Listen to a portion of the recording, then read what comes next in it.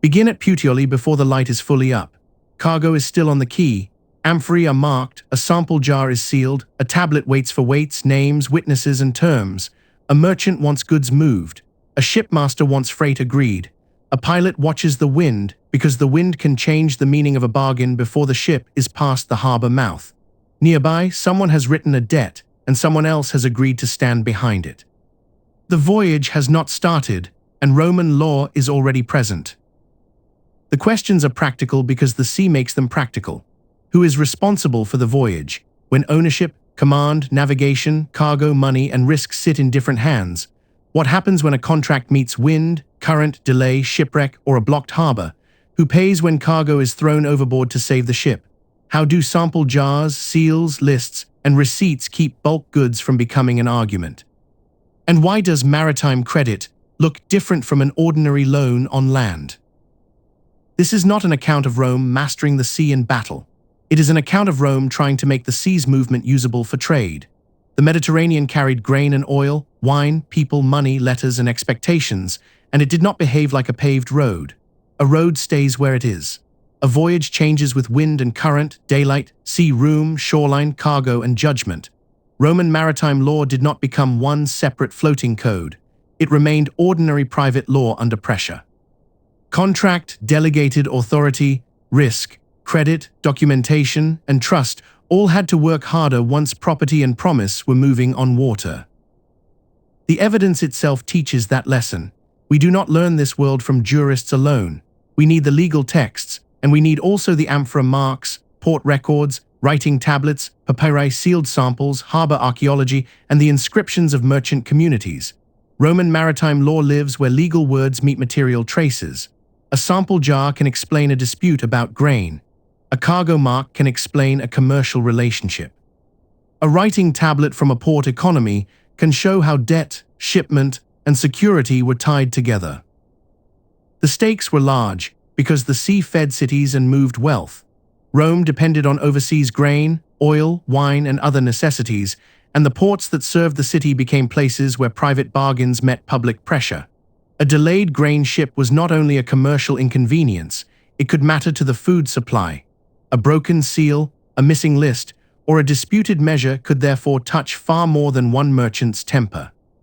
Maritime law belonged to private exchange, and the scale of Roman consumption made private exchange politically and socially important. That mixed evidence warns us also against a false neatness. Roman jurists preserved rules and cases, and the sea was not neat. Ancient ships did not move on a clean line from departure to arrival. They moved through changing conditions. Contingent movement means movement dependent on conditions: wind, current, the marine environment, the choice of route, the cargo, the daylight, and the judgment of those on board. A favorable wind might open a direct run, a contrary wind might force delay or tacking. A captain might hug the coast or seek more sea room. A shipper might insist on sailing only by day, only in calm weather, or only from one safe anchorage to another. The contract and the weather were therefore joined from the beginning. A clause about route was also a clause about risk. A clause about daylight was also a clause about who carried the danger of night sailing. A clause about safe ports was also a clause about what a pilot or shipmaster could choose when the weather changed. The law did not make the sea obedient. It asked which choices had been permitted, which risks had been accepted, and which losses belonged to poor judgment. That is why the people of the voyage must stay distinct.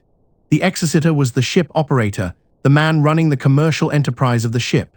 The magister navis was the shipmaster, set in charge of the ship's business. The gubernator was the pilot or steersman, the specialist handling navigation. Merchants and shippers, creditors, sureties, agents, crew, warehouse staff, measurers, customs people, and port officials all stood somewhere inside the same moving transaction. From the shore, a voyage looked like one ship. In law, it was a layered arrangement of responsibilities. One man might own or operate the enterprise, another might command the voyage, another might steer, another might load the goods, another might have advanced the money that made the cargo possible, another might stand as surety if the debtor failed. That division matters because blame and payment did not always follow the visible hand on the rope. Roman law had to ask whose authority was being used, whose business was being served, whose agreement had placed the risk, and whose money was actually exposed. The harbour around the ship was just as important. Merchant communities, collegia, patrons, men from the same place of origin, and professional ties all helped determine who was trusted, who could find credit, and whose promise was worth taking seriously. Collegia were associations. Some could hold common property, keep a treasury, act through agents, sue and be sued. In port life, such associations were no decoration. They helped create reputation. A trader did not want only a remedy after disaster. He wanted to know, before the cargo left the quay, whether the people involved were the kind whose names held. Roman law had to make those names bind one another. If the shipmaster contracted in the business of the ship, could the operator be sued on that promise? The actio exercitoria, the action against the ship operator, belongs to that problem. It made business through a shipmaster workable by letting a claimant reach the exercitor when the shipmaster acted within the authority of the maritime enterprise. At sea, the question carried extra force because the man making the agreement was not always the man bearing the larger commercial exposure. A shipmaster could commit a voyage. The law had to decide how far that commitment reached back to the enterprise behind him. Another traditional maritime topic, receptum nautarum, points at the same trust problem from another direction. It concerns the responsibility of shipmen for goods received in the setting of carriage and lodging-like custody. The legal history is technical, the practical concern is plain. Once goods were accepted into a shipboard world controlled by others, the owner needed more than hope. He needed a rule that made those who took the goods answer for what happened within that custody, subject to the limits and exceptions the law recognized. Then came the contract of carriage itself. Roman law used the language of locatio conductio for hire arrangements that modern law would divide more finely. Sometimes the agreement looked like hire of a ship, sometimes more like hire of carriage. Sometimes the key question was whether freight was owed for goods loaded or only for goods delivered. Sometimes the carrier had to provide ship and seamanship. Sometimes the agreement came close to promising a rival. The Roman answer was not to multiply tidy modern boxes. It asked what the parties had actually agreed and how the risk had been placed. The point can sound abstract until a case forces it into focus.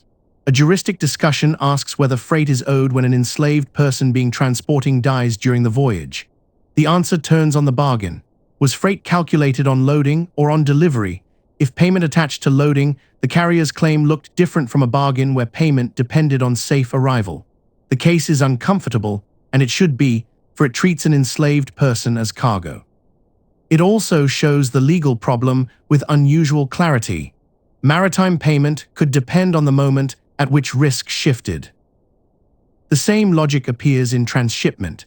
Cargo is entrusted for one destination, but the first ship cannot enter the river. The goods are moved to another vessel, and the second vessel is lost. Is the first carrier liable? Labio's answer turns on fault. If the first carrier acted without fault, there is no liability. If he acted against the cargo owner's will, at the wrong time, or with an unsuitable substitute ship, the loss becomes his legal problem. This is Roman maritime law at its most concrete. It does not pretend the sea is safe. It asks whether a human choice inside the danger was blameworthy. That is the center of the allocation of risk. Not every maritime loss was somebody's fault. Storm, shipwreck, and the other dangers could sit outside blame depending on the agreement. But the line between danger and fault had to be watched closely. Did the carrier sail under improper conditions? Did he ignore instructions? Did he choose a bad substitute vessel? Did he act when delay would have been safer? The sea made uncertainty for everyone. Law tried to sort out which uncertainty had been accepted as part of the bargain, and which had been added by bad judgment. The clearest shared loss rule was the Lex Rhodia de Iactu, the Rhodian rule on jettison. Jettison means cargo deliberately thrown overboard. If cargo had to be thrown into the sea in a common danger to save ship, crew, and voyage, the owner of the sacrificed goods did not simply bear the whole loss alone. The saved interests contributed. The goods were not lost in a private accident. They were destroyed to rescue a common venture, and Roman law turned that emergency decision into a problem of contribution. The rule is powerful because it begins from practical fairness. Without contribution, rescue would reward the cargo that happened to survive and punish the owner whose property bought everyone else's safety. With contribution, the law could say that the cost belonged to the venture as a whole. It did not undo the storm. It gave the storm's consequence a form that merchants could argue, calculate, and settle after the ship reached harbour. Documentation performed similar work before disaster ever came. Bulk goods made special problems, because grain, oil, wine, and other fungible cargoes could be mixed, measured, poured, sampled, spoiled, or disputed. The same grain kernels loaded in Egypt were not necessarily the identifiable objects inspected in Italy.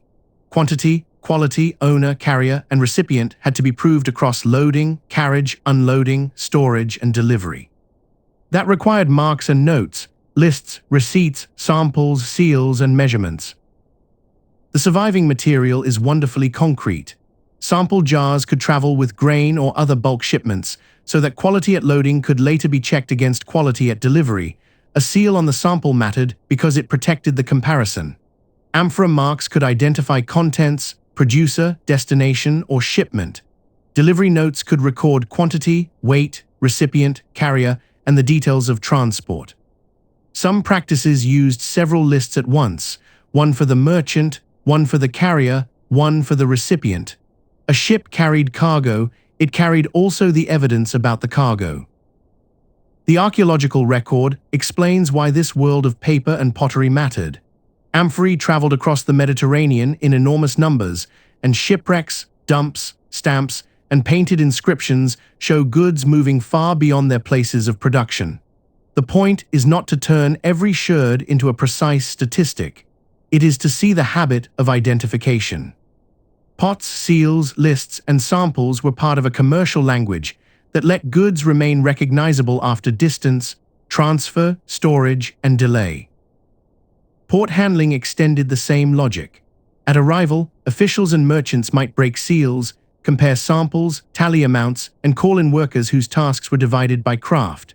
Stevedores, measurers, warehouse workers, barge handlers, and guild members all formed part of the last stage of the voyage. A sack of grain still had to pass from sea ship to quay, from quay to storehouse, and sometimes from storehouse to the river craft bound for Rome. Every handover was another chance for loss, fraud, mistake, delay, or dispute. Writing and reputation made those handovers manageable. All of that writing reveals how much commerce leaned on trust. If goods were shipped in bulk, returned by quantity, or mixed within larger consignments, people had to believe the marks, the measures, the sealed samples, and the men responsible for them. A weak record or a broken seal could turn directly into litigation. A good document could keep the dispute from becoming unmanageable. The law did not only punish bad outcomes. It encouraged the procedures that made bad outcomes easier to sort. Credit sharpened the problem further. A merchant often needed money before the cargo earned its profit. A shipmaster or trader might need funds for purchase, freight, repairs, provisions, or other costs of the voyage. On land, an ordinary mutuum, a loan for consumption, normally left the borrower carrying the risk of repayment. Maritime finance could do something different. In the pecunia trayectitia, also called nauticum fonus, the lender could take the risk of the voyage for a defined period, and repayment could turn on safe arrival or the success of the venture. The higher maritime return was the price of that danger. That changes the legal meaning of the debt. The question is no longer only whether money was lent. It becomes whether the ship arrived, whether the agreed period of maritime risk had begun or ended, and whether the relevant loss fell inside that period. If the lender accepted the peril of the sea on agreed terms, shipwreck could destroy the claim. If the loss fell outside the protected interval, the borrower might still owe. Here the law of loan is bent by movement, time, and hazard. Security followed the same pattern. A lender might take pledge or hypothec over cargo or related assets. A pledge usually involved giving something as security. Hypothec allowed security without physical transfer. At sea, both became more complicated because the secured property might be loaded, moved, sold, damaged, jettisoned, or wrecked. If the pledged cargo vanished during a period when the lender had accepted maritime peril, the creditor had to face the bargain he had made. The legal apparatus of collateral remained standing. The sea altered what collateral could actually mean. Puteoli is a good harbour from which to view this world. Before Ostia and Portus became the dominant artificial harbours, Puteoli was a great gateway of overseas commerce for Rome. The Sulpicii archive, preserved in writing tablets, shows a moneylending world close to maritime trade. It preserves debts and acknowledgements, securities, payments, auctions, and people moving through a port economy with links beyond Italy. It hands us no tidy manual of sea law. It shows finance living close enough to the harbour that movement and money repeatedly touch. Ostia and Portus add the later Roman end of the picture. Large sea ships, rivercraft, warehouses, guild labour, measurement, and official oversight all had to meet at the mouth of the Tiber before goods could move upriver to Rome. The legal question did not end when a sail appeared on the horizon. It continued through unloading, weighing, storage, transfer, and final delivery. Maritime risk became port risk as well, because a voyage was not truly finished until the cargo reached the person or the storehouse that the bargain had named. One tablet in the Sulpicii archive is especially useful because it appears to connect credit and carriage in a single arrangement. The precise reconstruction is debated, so the claim should stay modest, but the broader point is strong enough. What looks like a loan may also be tied to freight. Credit and carriage could be bundled, money could support the voyage, and the voyage could condition the return. Roman maritime commerce was not divided into clean separate boxes marked transport on one side and finance on the other. This is where personal trust returns to the center. Maritime commerce did not rest on state enforcement alone. Merchant communities, collegia, patrons, groups of shared origin, repeat dealing, and the pressure of peers helped decide who could borrow, who could ship, and whose paper was credible. At Ostia and Puteoli, the names of foreign traders and port communities remind us that Mediterranean commerce was full of people who needed one another before they fully knew one another. Formal law helped, so did reputation. That does not make formal law decorative. It means formal law and social trust worked together. A remedy in court mattered. So did the fact that a trader who broke promises might lose future credit, introductions, association support, and access. A harbour was not just cargo and stone. It was memory. People remembered who delivered, who hid behind weather, who shifted blame, who paid after common loss, and who kept records clean enough to be believed. So Roman law did not make the sea safe. It made the sea negotiable. It asked who hired the ship, who commanded it, who steered it, who accepted the route, who agreed the freight term, who kept the sample, who wrote the note, who financed the cargo, who took the maritime risk, and who had to contribute after jettison. It gave legal form to movement without pretending that movement could ever be fully controlled. That is why the episode ends back at the harbour. The ship returns or fails to return. Tablets are opened, seals are checked, samples are compared. Freight is claimed, reduced, or refused. A lender asks whether safe arrival was part of the bargain. A cargo owner asks whether the transfer to another vessel was careless. Another asks who must contribute for the goods thrown into the sea. Around them stand shipmasters and pilots, creditors, clerks, merchants, workers, association men, and port officials, who know that the next voyage will depend on how this one is settled. Roman law and the sea, then, is not the tale of a single maritime code or a perfectly managed empire of trade. It is the tale of turning instability into allocable risk. Amphora by amphora, list by list, clause by clause, Rome taught danger to speak in freight terms, contribution rules, credit instruments, sealed samples, delegated authority, and reputation. The sea remained contingent. The legal achievement was that contingency could be counted, argued, and sometimes shared.